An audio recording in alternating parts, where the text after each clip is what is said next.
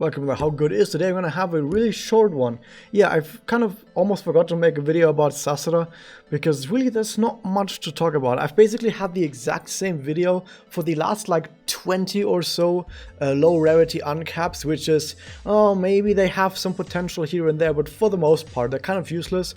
So go for them only if you really like them. And guess what? Sasara is very much in the same category. So she's a defense character with 2 blast discs, which makes absolutely no sense. Why would a defense character have blast disc whatsoever? Oh, because she might be able to connect that blast disc to other characters. No, because her connect is completely defensive as well, okay? So her having 2 blast discs is already kind of useless. Her personal, absolutely useless whatsoever as well. Like, you can take 1 extra hit. Well, that's not worth an entire Memoria slot. Okay. Next up, her HP and defense is actually really good. Gotta say that for like a lower rarity character, her HP and defense is actually really good. Her attack is absolutely nothing though. She has one of the worst attack stats in the entire game. And if we move down here, yeah, her connect is completely defensive. Is it good? At being a defensive connect, it's actually not that bad, but would you really want a defensive connect? Probably not. Her Magia, or let me actually talk about her Doppel, because you never actually want to use her Magia, because she gets a provoke on the Magia for herself, but on the Doppel, the provoke lasts for 3 turns, which is infinitely better than it lasting for only 1 turn. So you never ever want to actually use her Magia if you can just get her to Doppel instead. So if we look at her Doppel, it gives defense up to all allies, damage cut to herself, endure to herself. So she's just gonna try and tank for 3 turns, which is okay. She protects other people as well with the defense up. And then if we take a quick look at the Spirit Enhancer, we see some more Provoke, we see some more Endure, but only on PvE quests. This part here was actually changed. It says Dark Attribute damage cut, but only on PvE quests. That has actually been changed in a recent update when she got the Uncap, that it now works all the time anyway, because it was kind of already, it was really weird that it was like the only like active ability in the entire game that only worked in PvE. So yeah, that's good that they changed that. And then it's just some regenerate AP, some damage cut, some more damage cut, some weak MP, which is an absolutely useless field. So overall, what can we say about her? I kind of skipped through most of her stuff so far because every single piece of her toolkit is just about improving her tank capabilities, okay? But here's the thing that I've said so many times before. If you've watched any of my other videos about a defensive characters are absolutely fucking useless in this game. Why? Because if you invest a certain amount of resources into a defensive character to keep you alive, if you invested those same resources into a damage-dealing character, you're just going to kill the enemies before you even need to take hits. Or if you need to take hits, you can defeat enemies in less turns, and if you defeat enemies in less turns, you take less damage. There's no point in having a defensive character. There's basically no point in ever having a defensive character in any game mode, with the only exception being Patrol. Because during the Patrol game mode, the only thing that matters is your overall character stats, and turns out defensive characters usually have a total amount of stats that is really high. Like they have a lot of HP and a lot of HP and a lot of defense, means a lot of really high overall stats. Okay, but apart from Patrol, there's basically no point. And I know that some people tell me like, oh, in 100 Evils or in EX quests, I use a tank character and it was really good. Yeah, I know, you can use tank characters maybe in 100 Evils and you can have some really good stuff happen. But here's the thing. Like I said, if you instead use those resources on a really good offensive character, then you also would be able to beat that stage, right? It's not that you only win because of your tank.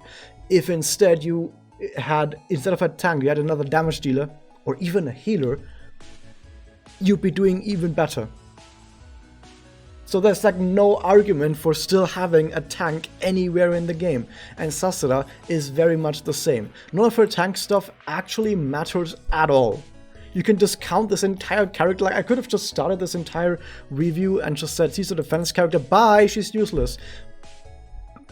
But I know people want to see a little bit more from this review, okay? I know some people, and with some people I mean one specific person in the Discord always points out, oh, but she has weak MP. Doesn't weak MP mean she has some really nice weak niche, right? So weak MP means that if she gets hit by Dark Attack, which is the attack that is super effective against her, she gets bonus MP, which is okay.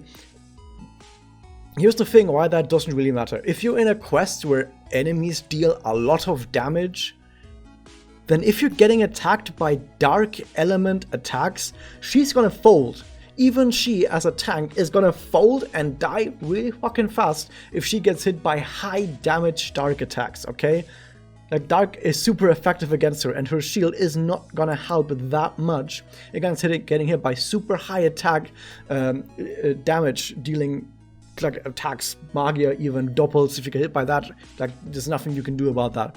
So her getting bonus MP from attacks that are definitely going to kill her in a few hits is completely fucking pointless. And then what you're gonna do? You're gonna doppel and tank and provoke against dark enemies, so you can take even more damage. Maybe you get to doppel when you're on like 1000 HP, and then you're gonna doppel, which provokes, and then you're definitely gonna die.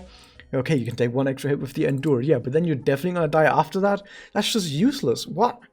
And if you're on a quest where enemies deal so little damage that you can actually tank many hits and actually make use of this, then once again, why are you playing a tank on a quest where enemies deal no damage? This is the thing about having low rarity units with weak MP. Weak MP only makes sense on quests where enemies deal a lot of damage, or rather on quests where you kind of need to get to doppel, which is usually on Kimochi, for example. But you would want your character to actually be able to survive that, right? You want to be able to survive that when you want to take weak MP, but lower rarity characters, because they have lower stats overall, probably won't be able to survive that. And the thing is, yeah, she might actually be able to survive a few hits on Kimochi. She might actually be able to make use of that on Kimochi. But she's a defensive character on Kimochi. Kimochi is a damage race. Why would you bring a defensive character on Kimochi? It makes no fucking sense. It's a damage race. There's no use for tanks in Kimochi. There's actually no place for her anywhere. Weak MP only makes sense in mirrors, in ranked mirrors, on characters that can tank hits, and in a specifically designed environment. And to design this sort of environment, you need to be a whale. Because you need to have whale resources, like a Tokanemu with weak MP, to have this sort of environment where weak MP makes sense. As a free-to-play character, as a free-to-play person, you're not gonna have a character that has weak MP, and you're not gonna be able to use them. So this is a completely wasted node. And if someone says to you, hey, weak MP means she has a niche that no other character has, you can tell them, yeah, she has it, but that's actually a minus because she doesn't have something better instead. Because this is a wasted node.